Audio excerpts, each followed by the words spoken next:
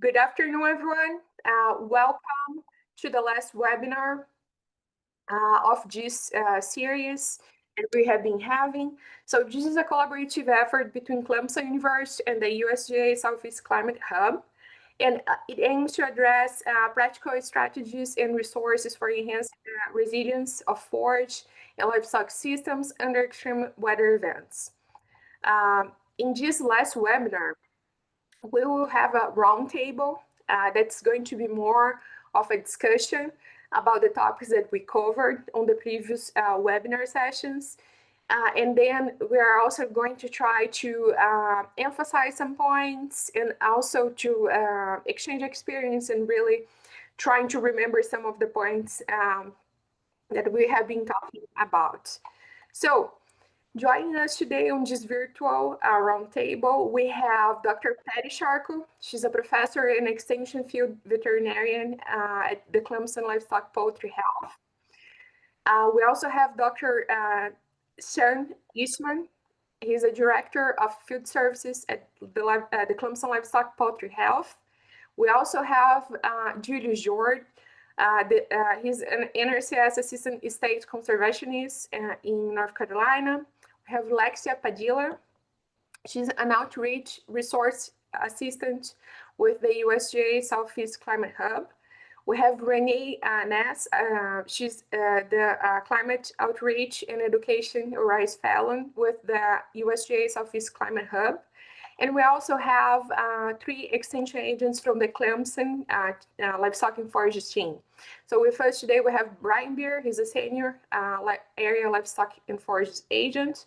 We have Nicole Correa, also an area livestock and forage agent, and Chris Lemaster. I'm Lilian Silva. I'm the Clemson Forage Specialist, and I'll be moderating this session today. So just before we get started, I put this on the chat as well. Today, we're wanting to have an interactive session. So if anybody has any questions, please feel free to drop them on the chat or unmute yourself and ask. We're going to get started with some questions just to get the conversation going. But it's really going to be nice if we could hear from you, and especially on experience as well, not just questions. You might have some experience with some of the topics that we're talking about, or something that you'd like to share. So everything is welcome for us here today. So just to get started, I wanted to start with the livestock portion that we discussed with Dr. Shark and Dr. Eastman, and just go back and discuss a little more about biosecurity. So we know that biosecurity is crucial, especially under extreme weather events and scenarios. What would be maybe a couple of things to do or to not to do during that time, or even the aftermath of extreme weather events? Go ahead, Patty. Okay, anyway, so most of the events have a lot of water part of it, so I'm excluding drought. But with the moisture, excessive moisture, we get mud. And just to remind you that I was reminded that mud is manure, urine, and dirt. So it usually these have been moved by the flooding of water, and so bacteria, viruses, fungi could be moved from farms further up, from places up above, from that. So you just really have to be careful where your feet have been, and that they could be potentially carrying some diseases that you might not normally have on the farm. And then the thing is to keep the animals high and dry as long as possible, and let the area dry out before putting the animals on there. And then the diseases I worry about with that moisture, Dr. Eastman showed an awful picture of a horse with being stuck in water, but is foot rot in cattle and foot scald in small ruminants. So really being diligent to watch the animals as they move, to make sure they're not limping. Dr. Eastman, how about you? Well, as far as biosecurity goes for whether it be forest fires or flooding or hurricanes or anything like that, it's just be cognizant of if you have free ranging animals that you're not familiar with or they ended up on your farm. I would, my personal thing, if that happened on my place, I would try to keep those horses or those animals separate from my animals. So just keep them where they're not nose to nose, so you don't get any disease transmission between unfamiliar animals and your animals. You just don't know the health status. As far as what we see for out west when we had forest fires, just you'll see a lot of upper respiratory issues with cattle and horses due to smoke, and so you just got to get them out of that area, get them in clean air, get them in high and dry, like Dr. Sharko said, during a hurricane or any flooding, and good hay supply, good dry hay supply is imperative. Mm-hmm. And Dr. Eastman, you kind of led me to the next question, because you mentioned about hay, which would be the food that we definitely need to care for the nutrition that these animals will be getting. And livestock will often struggle with reproductive and also performance may decrease after these events. So what would be maybe major points to be aware about the nutrition? You already talked about the food, that we definitely need to care for the dry food that they would be receiving, but especially I always think more about the flood, because this is usually associated with hurricanes, which is something that we see in the Southeast more often. But what would be some major points that we need to be aware and may prepare for, that would be related to nutrition, to try to help those animals to not struggle as much with the performance or the reproductive parameters after these events? Well, in the horse world, it depends on the case scenario of the hurricane or the storms or the flooding, or if they're at large, if they're out wandering around, they got out of their fences. They may not have a good meal for several days. They might be, rummaging around on what grass they can get. So when you get those horses back, don't feed horses big, huge meals right off the bat, because you don't know what their gut has done while they've been at large or wandering around. So I tend to recommend feeding those animals small meals several times a day to get that gut adjusted back to their normal diet. Same thing goes for out west. When in the forest fires, we had horses that were on burned out grazing lands for several days before we could get them. Never feed them a big, huge meal. I know it's nice. It makes you feel good if to feed those animals a big meal, going, oh, we got food in them now. But in a horse, their gut takes a little bit of adjustment. So you don't want to cause any colic. You don't want to cause any other problems by feeding them a big meal all at once. For a few days, once they get back to their normal inhabited, like their normal farm, their normal stalls, feed them small meals, several times a day, and then work your way into feeding them their normal ration at normal times. And in the pig world, they do that in the pig world a little bit. They'll back off their feed after a big storm for a day or two, making sure they're good, they're well adjusted to being back in the normal routine of life, and then they'll get back to their normal feed. Pigs will show you their reproductive issues about 3 weeks after that storm, right? So they shut down their reproductive cycle until everything's back to normal. Then they get back to their normal cycles. So you just got to get everything readjusted, almost start over and get it readjusted so then their production and their reproductive cycle gets back to normal. I think the livestock agents would agree that we want them on a really good quality hay to start with, and then ease into the grain, just like Dr. Eastman said. We certainly worry about goats getting into poultry feed bin. That's really fine, and definitely just cautious about what they might have access to that they might not normally have had, just because of fences being down or gates being down. But yes, small amount of grain starting and work their way up. And definitely, we worry about the pregnant animals and the repercussions, but hopefully it doesn't last too long, that it doesn't have an effect on the pregnant one and then pregnant ones, and then also the ones that we're about to breed on there. But yeah, I don't know if the agents have any other comments. I was going to ask the same, Fatty. I mean, from personal experience, after a storm like that, is kind of inventorying or making an inventory of your feed and forage. I know some of our feed bins had water in them that they typically, normal rainstorm would not. Same thing with some of the hay that was stored. So we kind of had to feed through those a little more quickly, put those as a priority to get rid of before they went full-blown spoiled. I did have questions on the 2015 flood about putting cattle out on some cornfields that were too wet to be able to harvest, and they probably had been really saturated. And I guess it depends on timing, as far as I do worry about molds on corn or any of the feeds with that. So we talked about in the session about testing them perhaps for either mold count or for any of the aflatoxins.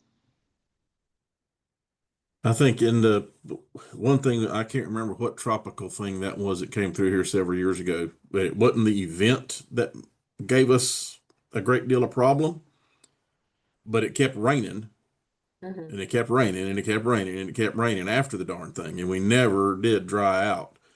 And it wasn't like we had a whole lot of bales of hay floating down the river that were gone, but that hay that was stored in maybe not the most ideal location had a lot more loss, and folks ended up with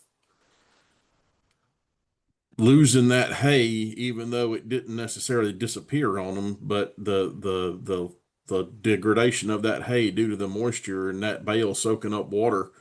Instead of losing the typical 15 or 20% of a bale to weathering, we had some bales of hay that were 45 and 50% lost due to weathering. Then you end up with a situation where you think you got enough feed to make it through the winter, but that the animals start refusing it. Now all of a sudden you got to go try to find some. And everybody close by is in the same boat you are. So now we're having to haul it in from a long way. So inventorying is important, but also kind of try to keep track of what's happening to that stored hay even after this event. And I saw an issue with square bales stored inside a barn that were cut for spring hay, and they were put up dry as a bone, and those things started molding inside the barn because it was 100% humidity for months, and those bales just soaked it up and started having mold issues in the fall. And this was, like I say, this was fescue hay put up in the spring when it was put up correctly and dry, and didn't have any problems until after October. So it's something to watch for, because sometimes goofball things happen. Sure. Thank you, Brian. So now, continue with the agents for a little bit. I wanted to ask you, what are some of the most frequently asked or soft out topics related to what we have been discussing about extreme weather events, preparation, aftermath, that you've seen over the years? And just for the audience, because they're not as familiar with the three of you, so we have a good representation about how many years of experience each one of the agents have here. We have some people that have are towards more on the beginning of their careers, and some people that are more experienced with just three agents. So I just wanted to hear from you some of the frequently asked topics or soft out information related to this in your areas or your regions.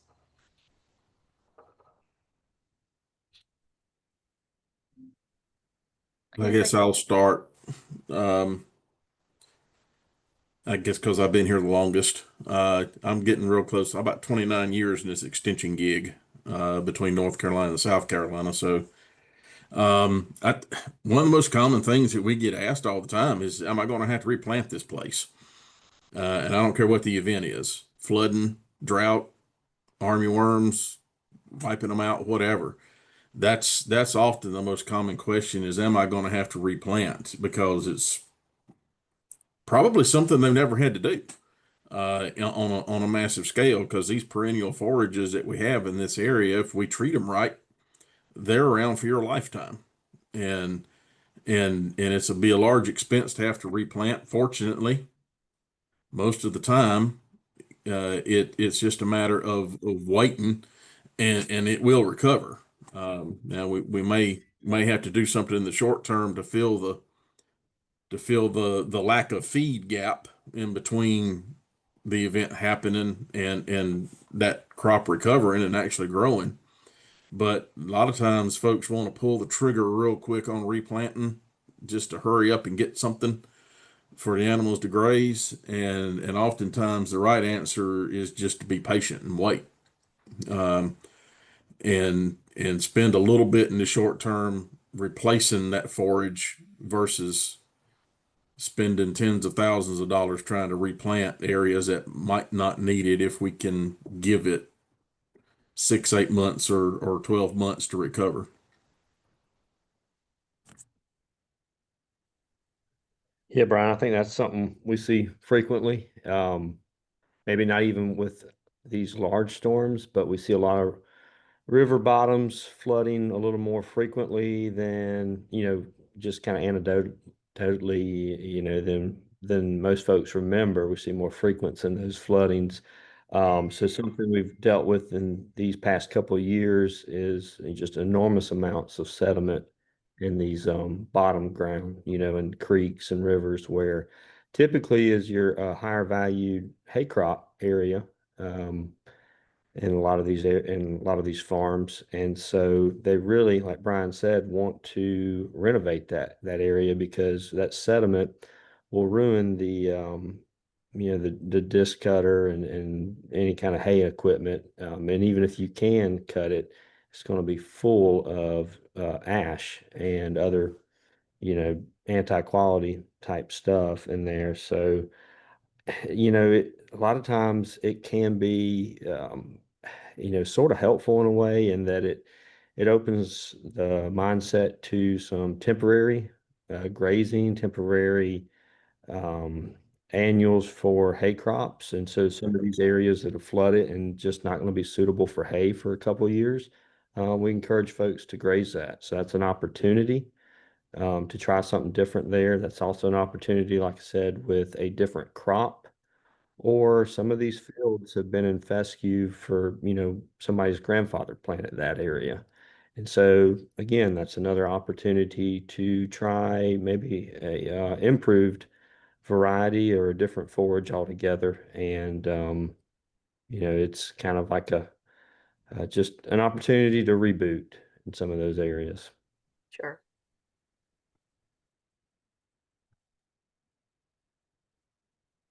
For me, I feel like the question that I got the most, especially after Helene, for example, was how do I get money and where do I get money and how in the world am I gonna deal with this, right? Like where can I who do I even reach out to? And so as far as based on the uh webinar series that you put together, going to your proper resources, reaching out to NRCS, reaching out to Farm Service Agency, that's going to be your best bet. And then also, I think the problem that I saw a lot of folks face was they didn't know in what order to reach out to folks. And so for me, I say reach out to Extension first, and we'll get you in the right order. And that way you'll know, and take a billion pictures. If you can take pictures immediately after it happened, or even throughout, like for example, the drought, right? Last year's drought prior to that hurricane, go ahead and continue to take pictures throughout that time. And that way we have proof and evidence that we can submit where it needs to be submitted so that we can speak on your behalf. Mm-hmm. Nicole, I think you gave me the right plug to call Julius now, because he can speak to those programs, right, Julius? So just really going with what Nicole said here. So, Julius, what would be some main programs or practices that are available for forage and livestock producers that are worth mentioning in case they're not as familiar with those? Most definitely, and thank you for the opportunity.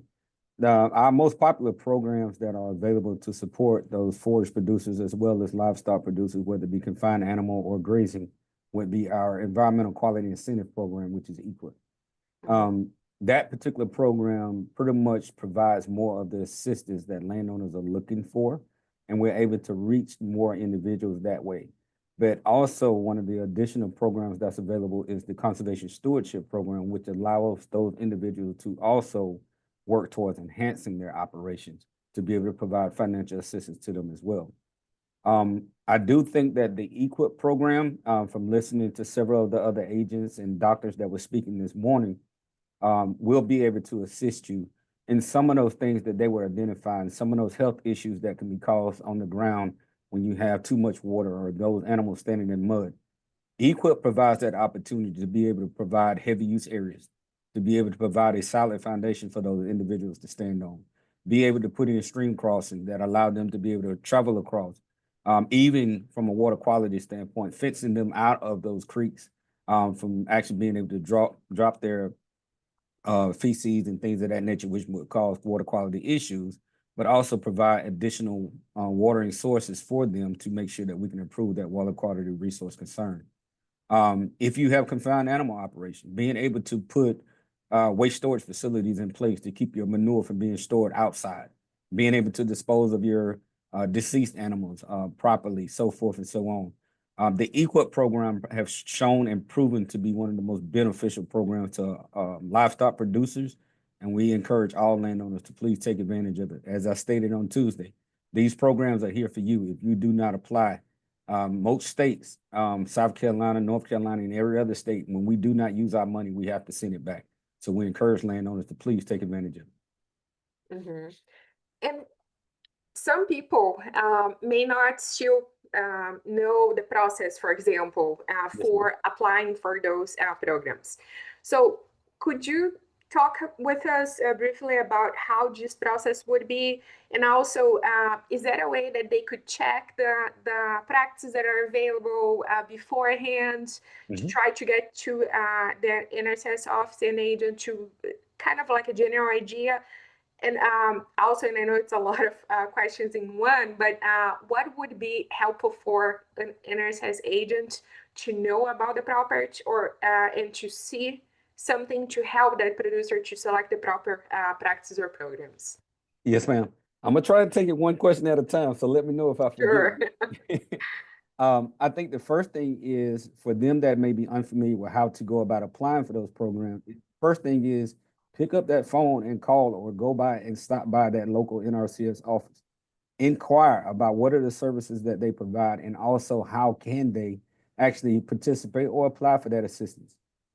As stated, the first thing to do is establish a relationship. No matter whether you're interested in financial assistance or you just want regular technical assistance, the main thing is to establish a relationship with those individuals. And it's beautiful to have all of our counterparts on, from Extension to our state university assistants, work with those individuals. A lot of times they are aware of our programs too. So to hear them share that knowledge with landowners, it makes a difference and helps to spread the word as well. One of the things that surprised us a lot, well, it doesn't surprise us, but we are aware that not everyone is aware of who NRCS is and what we offer.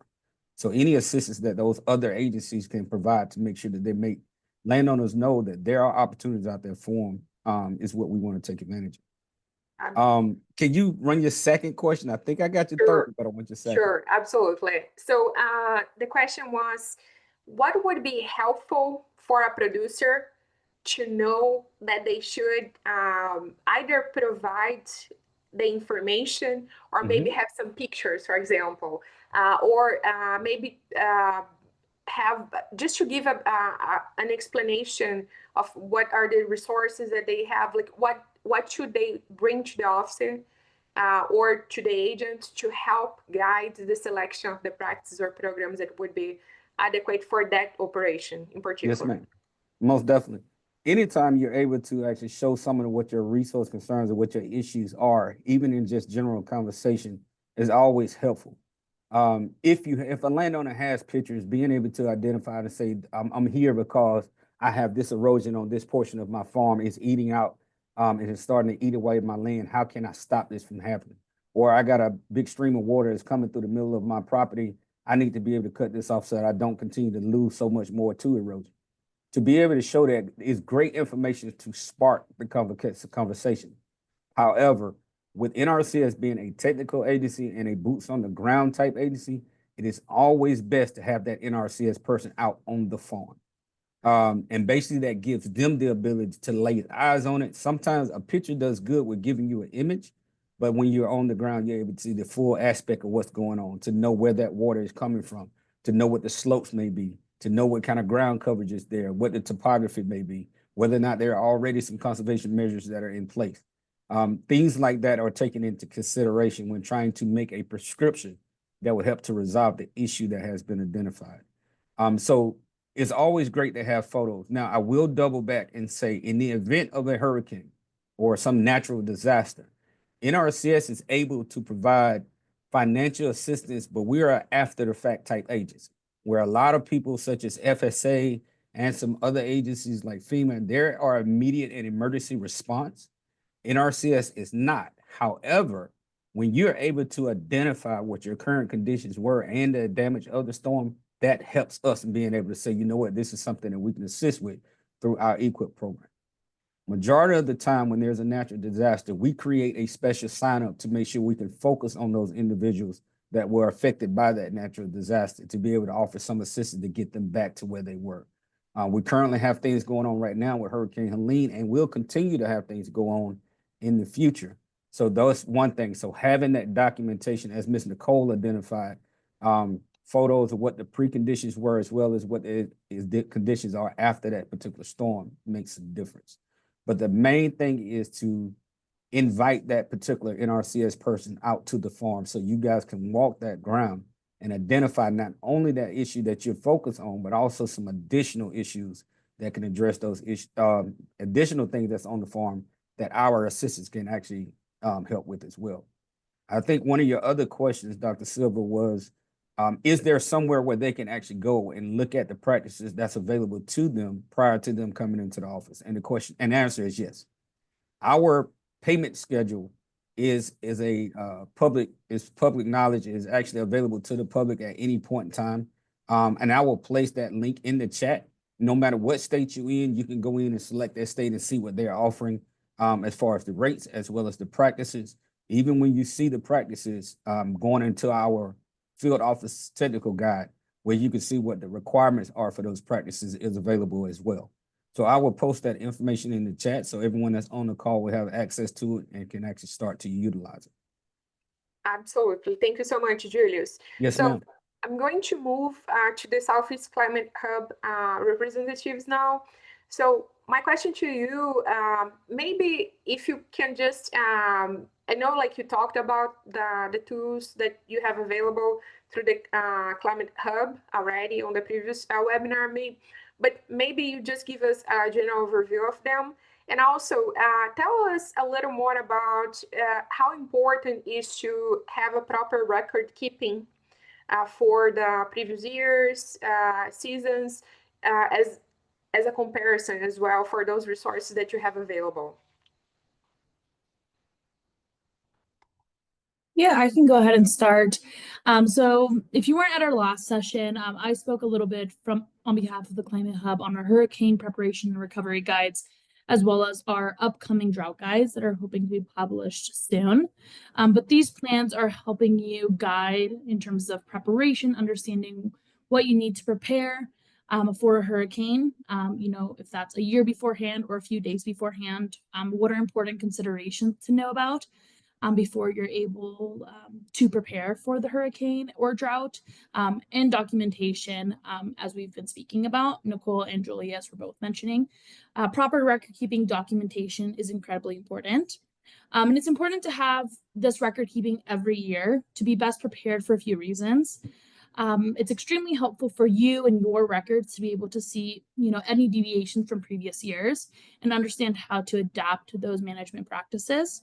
But also if a disturbance does happen, if that's drought or if that's hurricane, being able to have that documentation to provide to your extension agents, to your NRCS agents as well, so they could document those losses due to the specific event. If you don't have documentation beforehand, it's going to be really difficult to be able to, have them advocate for your case of showing what losses did occur. So if that's photos, or if those are written records, maps, historic records also are important just to understand previous patterns on your land. And we were speaking a little bit beforehand, but if you have, previous records from beforehand of what a flood looks like on your land, that could be really important to understand how to prepare or how to adapt for a future event as well. So understanding what vulnerabilities are on your land is incredibly important so that you can have a plan for preparation. Yeah, I don't know if Renee wanted to add anything else. Yes, thank you, Alexia. So in terms of like the tools and any resources that you wanted to review on our Climate Hub website, we have a section where you can go to the tools, but also look at different partners that we've worked with. And clicking on the different tools, they're categorized by either species or forestry, agriculture. So you can click on those and then review what is relevant to you, and it'll get you to where you need to review those items.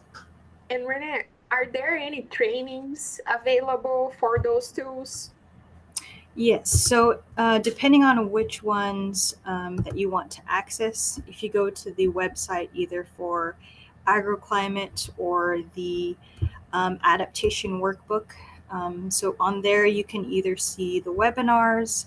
On that section you can access them through YouTube, and then depending on when they host them throughout the year, they'll also have the dates where you can register for those.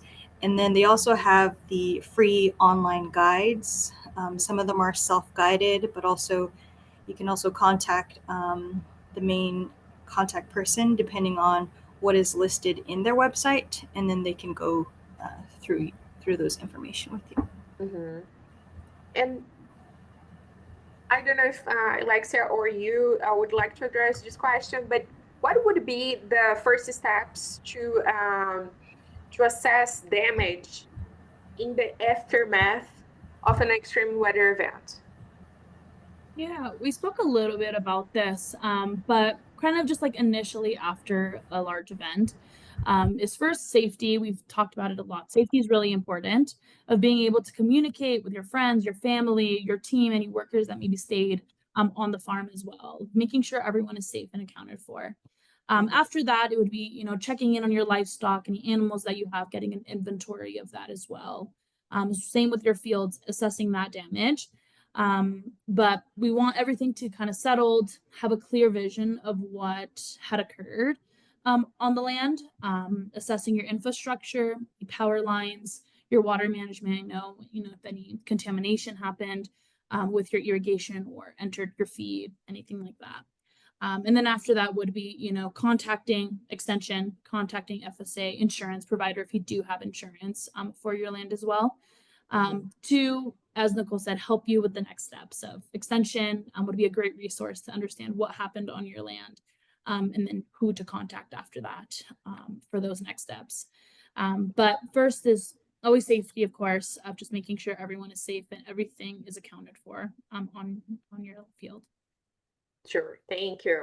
So I wanted to go back to our extension agents now and ask you about what type of resources you have found to be easier to communicate issues or recommendations or just general information to producers that related to either extreme weather events or sustainability or some other topics. What have been your experience so far?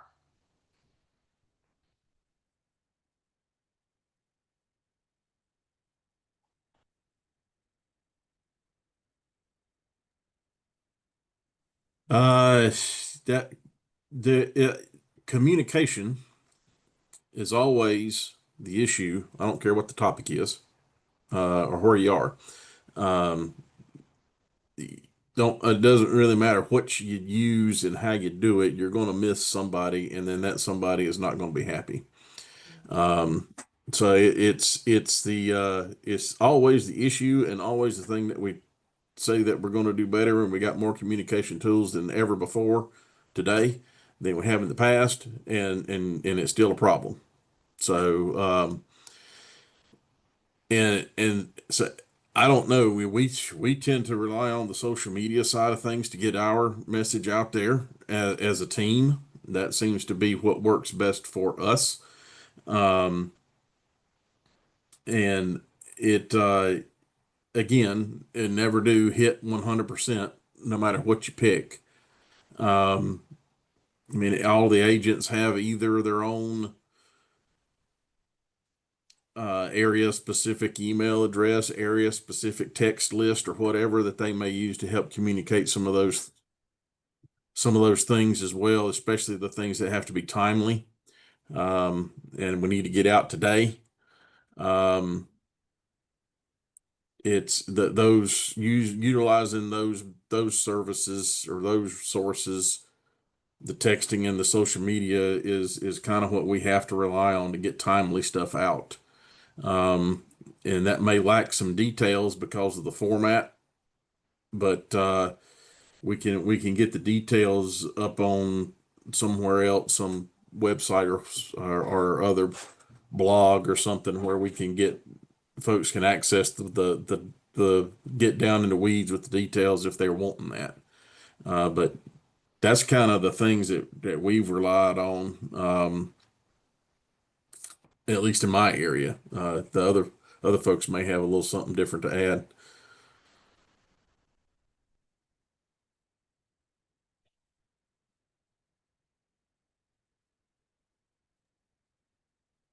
I guess I'll jump in if I'll let Chris think about it a little bit more. But I agree with Brian. I feel like it's a lot of emails and a lot of social media.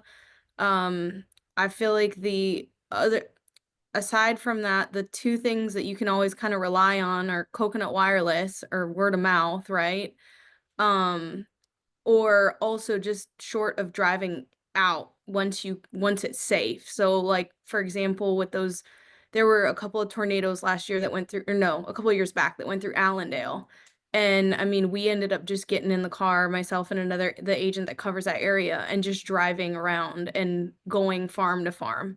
And that ended up being the best thing that could happen at the time because so many people didn't have access to internet or anything like that. So I mean, just kind of checking on your neighbors and speaking on behalf of neighbors if necessary. If you've got, access to your phone and they don't, or access to internet and they don't, I feel like in those big emergency situations, it's a lot of relying on one another.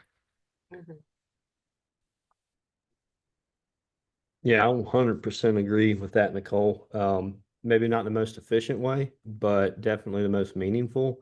And that gets around being present, calling, checking on people once you get cell coverage back and those kinds of things, and then leaning on your other agents in other parts of the state that were maybe not affected and have access to internet and computer and all that good stuff. They're able to get that information out while you kind of are the boots on the ground and ride around and call folks, talk to people, show up on farms. It goes a long way. And I know some of these topics that we have been discussing on this series and other things related to sustainability, etc., has been points that the producers have been reaching out for more information to you, to extension agents. So I was wondering if you can just have a few thoughts now of some of the main gaps that information from the specialists or from having written resources or something on those lines? What are some main topics, main gaps of information that we still have that would be helpful for an extension agent to have more resources on that you could share with your producers? And we have a lot of extension agents on the call. So if they would like to share something as well, either unmute yourself or type on the chat box as well. Go ahead, Chris. You're gonna say something, no? I thought you were gonna say something. I mean, I'll throw a plug in, this slightly on topic, but the damage assessment forms that a number of our teams created and used during this past year. Sure, there's some bugs to work out on that, but I think that's a great step in the right direction. And I know obviously we have specialists involved in the creation of that.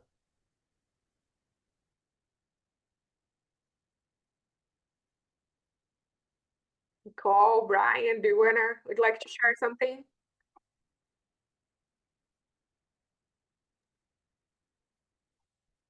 Yeah, I think if we're trying to figure out ways to do things that in these disasters better, I think we did get some during Helene. We got some mixed signals as to where we were supposed to be reporting damage stuff. We had this tool that was online that we were told about that we were supposed to use, and then we had the paper forms, and then the big push was for everybody to get in touch with their local FSA office and let them be the official reporting place. And we may have sounded like we changed our tune. That's because what we were being told was changing too. So yeah, and yes, these disasters, we got to have an inherent amount of flexibility, because sometimes, all the plans are good until you have to implement the plan, and then you figure out that the plan stunk. Whenever you really had to when the rubber met the road. So we got to have an inherent amount of flexibility on this thing. The other thing on the disasters, and we'll just use Helene as an example, but I've seen it happen on other ones too.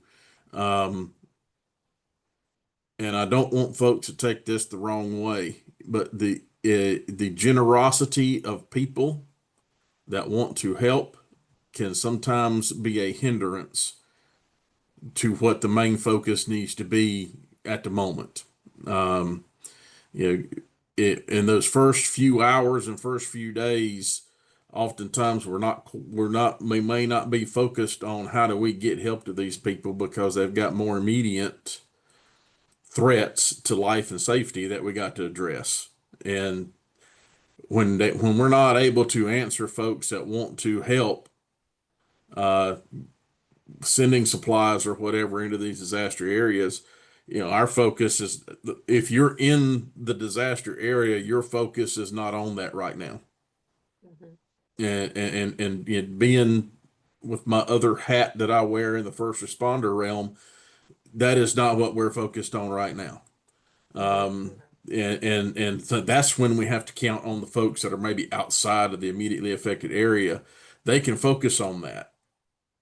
It's quicker than we can when we're, to just kind of wear out the cliche. When you're in the middle of fighting the fire, you're not worried about anything else.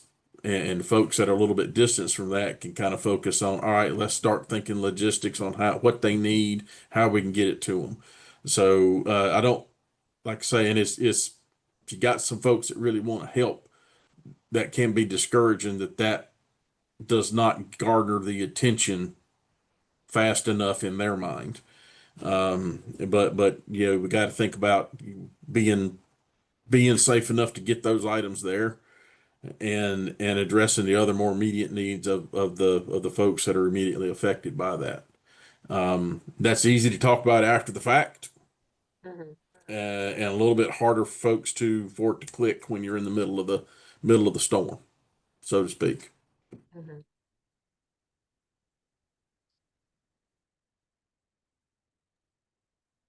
Dr. Silva, is your question specifically about disaster assistance, or is it about based on like all the topics of the webinar? All the topics. Oh, okay. Okay. Because I just put a couple notes as far as things that I mean, we're lucky. We have great specialists. If I say I have to put that plug in there for all of our specialists on here. And our veterinarians on here. I would say one of the biggest questions that I get is that people want to see more information on summer annuals as far as forages. They want updated variety information and variety trials. We do a lot with winter demonstration plots, and I've had a lot of requests for summer demonstration plots.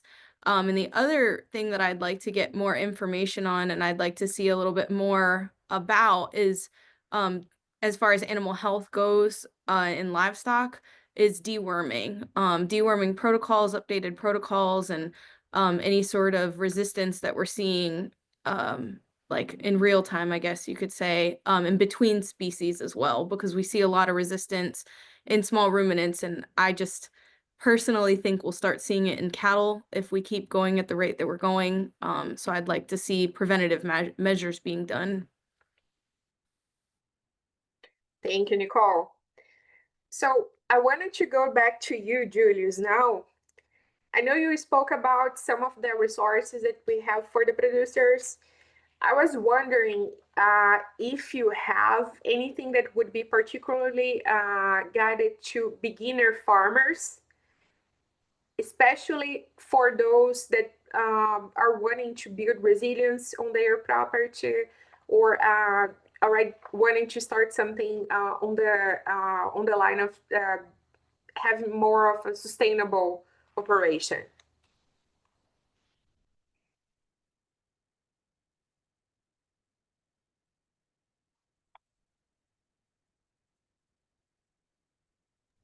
I'm sorry, Dr. Yes, that question is for you. So do you have any helpful Was that for me resources or someone else? for beginner farmers, especially for those that are more wanting to build a more resilient system?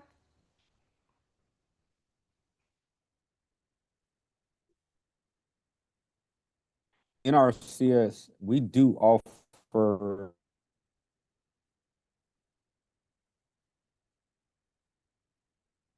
what we call financial assistance through but also social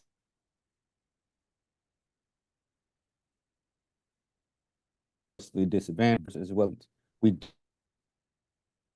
do have these for the web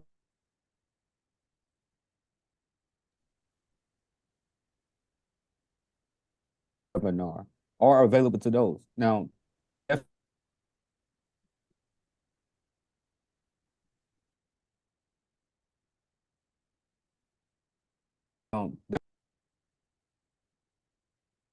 Julius, I think we're having some issues with the internet connection. I can come back to you. Can you hear me?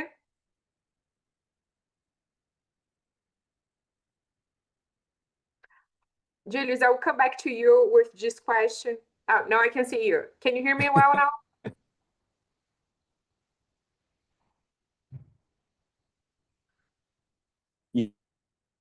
Yes. I'll come back to you, Julius, in a few. So, Dr. Sharko, you mentioned that you. yes, ma'am. Can you hear me now? Okay, I can.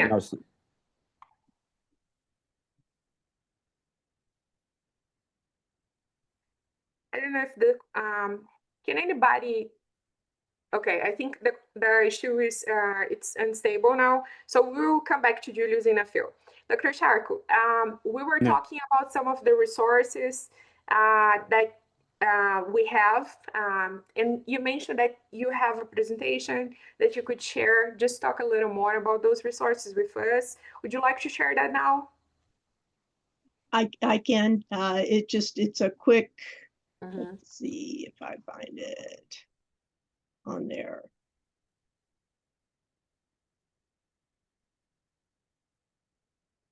And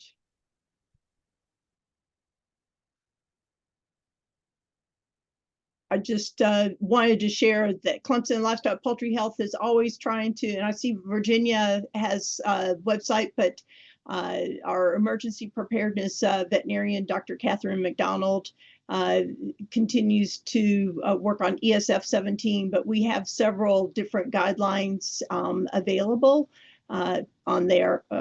And here, this is, sorry, start here, but this is the livestock poultry health. So it's clemson.edu/LPH. And then just under animal health programs is animal emergencies, but we have pretty much anything. And if you have some information that we're missing, appreciate being able to share it. But yeah, I used to be going to the Eden website, and I tried to go there the other day just to see what they had, and the links weren't as good on that. But I just wanted to share what Clemson has. Thanks. Absolutely. Thank you so much. So let's see if Julius can hear us now. Well, how the connection is. Julius, can you hear us?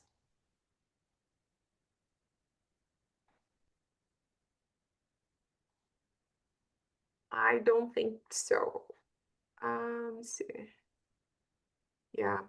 Well, let's just keep moving. So, Renee, I think you mentioned some opportunities for partnering with the Southeast Climate Hub during your presentation. So I was wondering if you could just mention a little more about those again today, just so people are aware of the work that you do and some of the opportunities that you may have for partnering as well.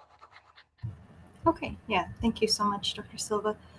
So for the outreach team here at the Southeast Climate Hub, we want to work with farmers, ranchers, foresters, land managers, ag extension, and universities across the Southeast. And what we're trying to promote is resiliency to those land areas. And me and Alexia, we have been doing different webinars across the Southeast.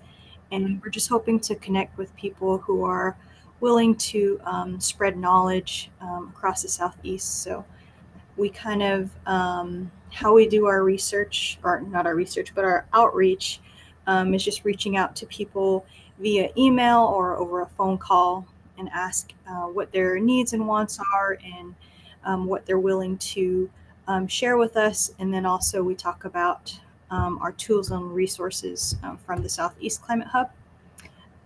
So that's kind of what we're promoting, and we hope that we're able to connect with people, and that's always kind of our what we want to share with the community as of right now. And we have our workshops, webinars, and also our guides. So that's kind of what we want to share. And I don't know if Alexia has anything to add to that, but yeah. Yeah, so the same for that. Each of us are like the represent specific states. So I am for South Carolina, but also like Georgia and Virginia. And Renee has her own states as well as our other team members. So if you're always looking to collaborate, like working with small groups as well, we're always open to that if that's workshops or webinars. We have a few with other universities coming up next week, or small organizations. We've also worked with the South Carolina Women in Agriculture Network. We recently did a webinar there, I believe last month. Or anything that you think that your producers or your groups would like more information on, we can definitely generate a webinar for that, or collaborate with other partners on that as well. So we've done that as well. We've collaborated with NRCS on presenting presentations together, or working with other groups to just get the word out there in terms of building resilience. That's great. Thank you so much. So I see that Julius joined us today. Again. So Julius, can you hear us now?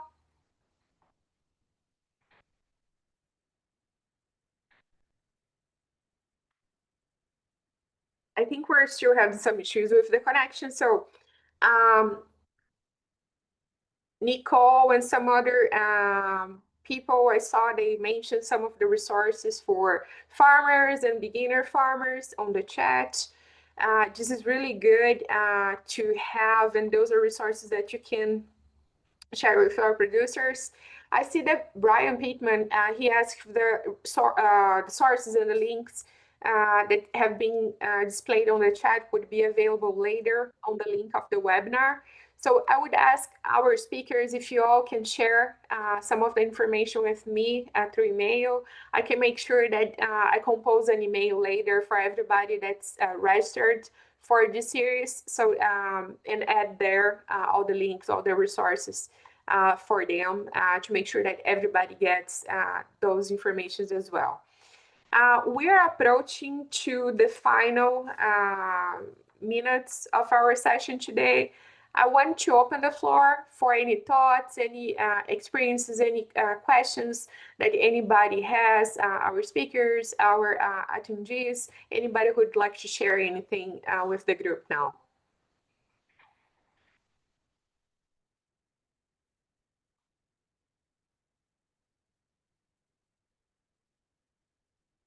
It's a quiet group. I'm the only one talking here now.